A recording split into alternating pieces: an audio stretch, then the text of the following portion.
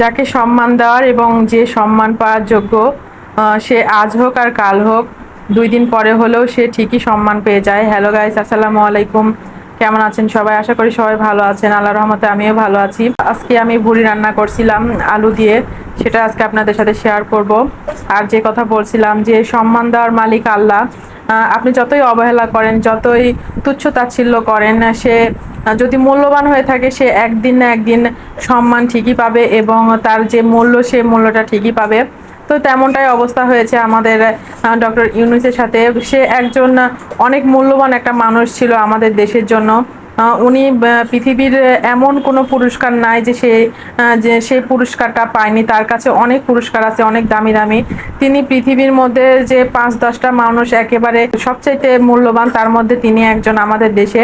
তো আমাদের এই বিষয়টা গর্ব করা উচিত যে ওনার মতো একটা মানুষ আমাদের দেশে জন্মগ্রহণ করেছে, কিন্তু সেই মানুষটাকে আমরা এতদিন মূল্য দিতে পারিনি। ওনার যোগ্য মূল্যটা উনি পায়নি। কিন্তু উপরওয়ালা একজন আছে, উনি যেহেতু ভালো মানুষ ছিলেন, আর আল্লাহও তার হচ্ছে যে মূল্য, সেই মূল্যটা দেওয়ারও ব্যবস্থা করে দিয়েছেন। দেখছেন যে একটা সময় ওনাকে দেশ ছাড়া হতে হয়েছিল, উনি এখন বর্তমানে দেশের প্রধানমন্ত্রী।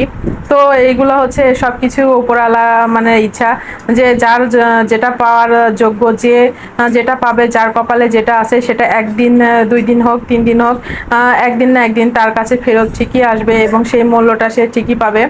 তো এই বিষয়টা খুবই ভালো লাগছিল যে উনি ওনার যোগ্য সম্মানটা পেয়ে গেলেন। শুধু যোগ্য সম্মান না, অনেক বড় একটা সম্মান পেয়ে গেলেন। আমরা সবসময় ওনার জন্য দোয়া করি যে উনি এই যোগ্য সম্মানটা যেন ধরে রাখতে পারে। সবসময় আমি দোয়া করি ওনাকে। আমার এমনিতেও পার্সোনালভাবে অনেক পছন্দ। তো আজকে উনি শপথ গ্রহণ করলেন, খুবই ভালো লাগলো বিষয়টা। তো ভিডিওটা কেমন লাগলো সবাই কমেন্ট করে জানাবেন। আর আমার ভুড়িটাও রান্না হয়ে গেল। সবাই ভালো থাকেন, আল্লাহ হাফেজ।